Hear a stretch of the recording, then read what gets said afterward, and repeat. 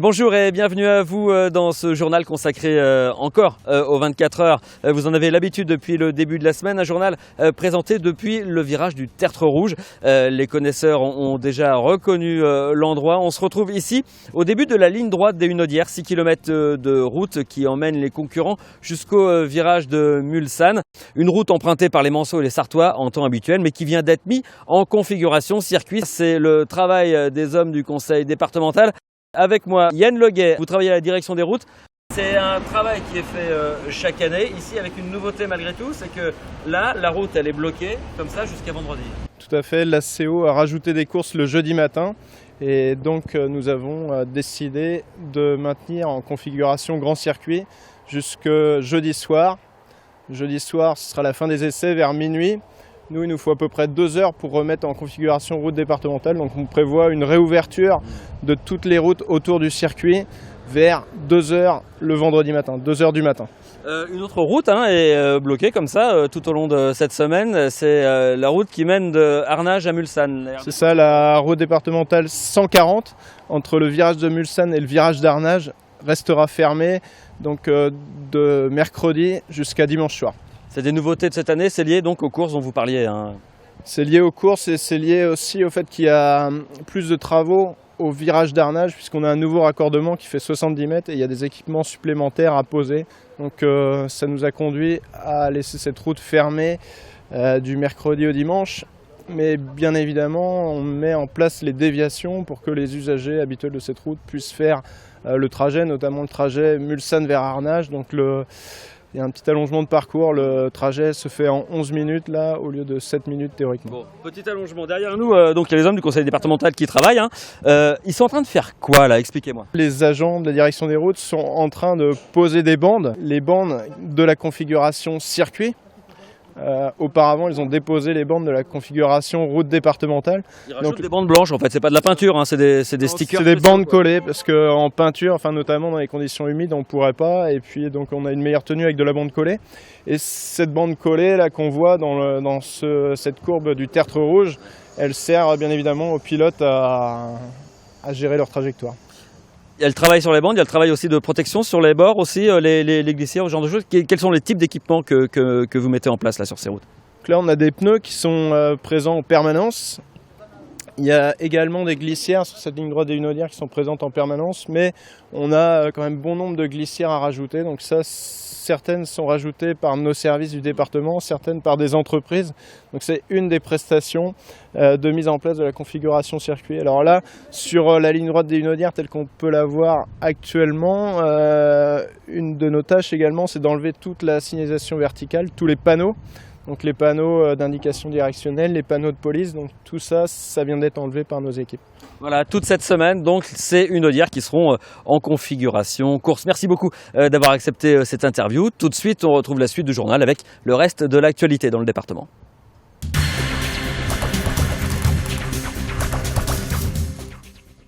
Un peu plus de 8700 lycéens sarthois planchaient sur la première épreuve de bac aujourd'hui, la très redoutée philosophie, qui a entraîné nos jeunes sarthois sur les pentes arides de la réflexion autour de thèmes comme le travail, le désir, l'histoire ou encore les valeurs morales.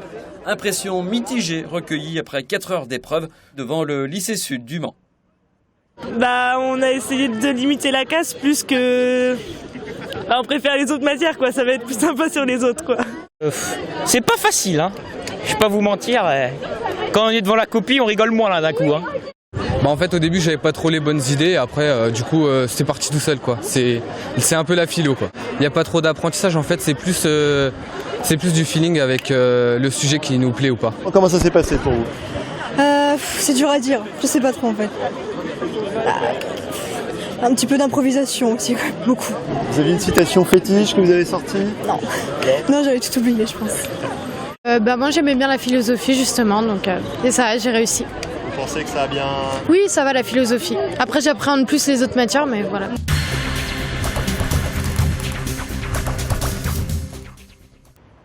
La Maison du Sablé, la plus ancienne biscuiterie artisanale de Sablé-sur-Sarthe, a été placée en liquidation judiciaire par le tribunal de commerce du Mans ce mardi. Nous vous parlions de ces difficultés dans un reportage il y a une dizaine de jours. Son directeur avait placé l'entreprise en redressement judiciaire afin de se donner une dernière chance. Pour éponger ses dettes, une campagne de financement participatif avait été mise en place. Une campagne qui a dépassé largement son objectif de 7 000 € pour atteindre près de 10 000 €. Mais le tribunal de commerce n'a pas validé ce procédé pour pallier aux dettes de la petite institution sabolienne, créée en 1932 et qui doit donc fermer ses portes.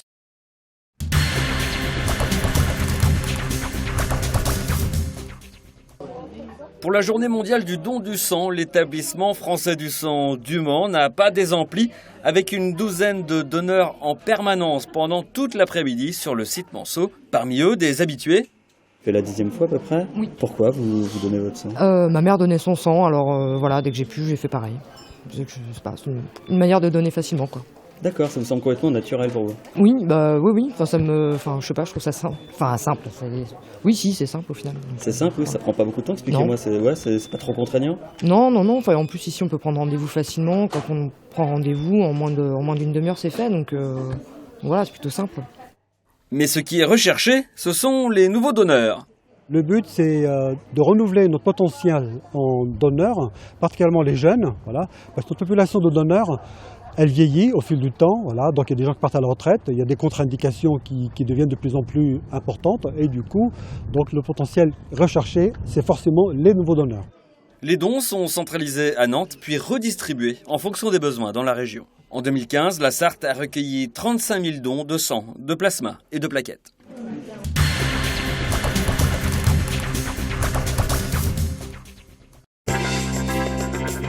Cet après-midi, Sidan nous a donné rendez-vous au garage Pichon à Écomois. Gérard, qui l'héberge avec Sylvie, gère la concession. C'est un jour important pour lui. Rappelez-vous, Sidan a quitté son Inde natale en 2013 pour devenir pilote de rallye. Aujourd'hui, il présente et teste ce qui doit l'aider à financer sa saison. Un simulateur. C'est 60 000 € juste le premier niveau de rallye pour rouler avec Peugeot 208 ou avec une Citroën. J'essaie de créer un club. Et ceux qui soutiennent, ils font partie de ce club et ils vont être invités régulièrement pour essayer le simulateur. Et en contrepartie, ils payent un adhésion et c'est pareil avec les sponsors. Exactement. Et si on va aller de troisième en deuxième première, on pousse. Ça va, vous faites confiance là, Sidan? Oui, je fais confiance à Sidan, oui, on s'est déjà croisés et maintenant je lui fais confiance. Et à vous-même? Moi pas trop par contre, parce que là c'est ma première.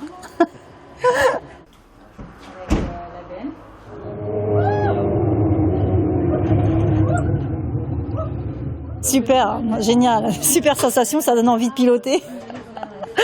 C'est vraiment très bien. Ceux qui sont présents ce jour-là ont aidé Sidan à financer son simulateur intégré. Pour le reste, le jeune Indien a investi de l'argent personnel et beaucoup de temps. Plus de 3 mois de travail tous les jours à transformer cette carcasse de voiture uniquement à partir de pièces de réemploi.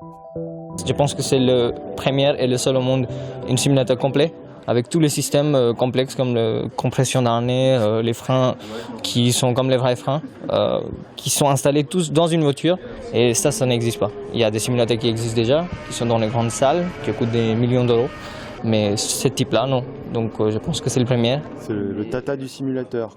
On va pas dire ça, tata, c'est pas bon. Son simulateur ne s'appelle donc pas Tata, comme la célèbre voiture indienne low cost, mais Mitu. Mitu, c'est le nom de l'un de ses oncles aujourd'hui décédé. Un hommage qui a permis à Sidan de se rapprocher de sa famille restée en Inde. Après son départ pour Le Mans en 2013, il avait très peu de contact avec ses parents. Eux rêvaient d'un destin d'ingénieur plutôt qu'apprenti pilote.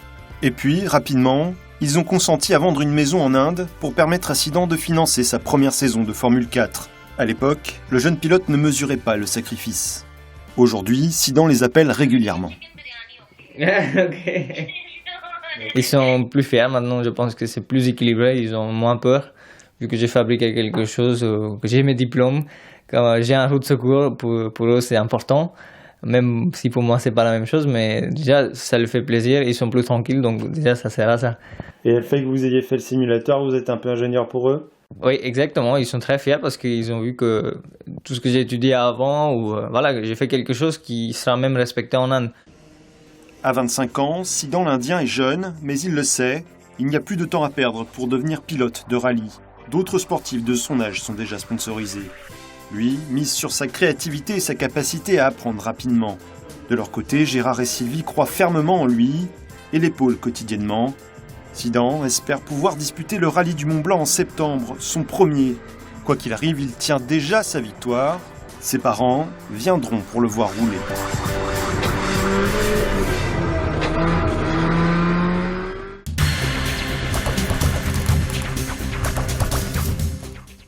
Ce journal est maintenant terminé. Merci à vous de l'avoir suivi. Restez fidèles à LMTV. Tout de suite, l'actu vue d'ici spécial 24 heures.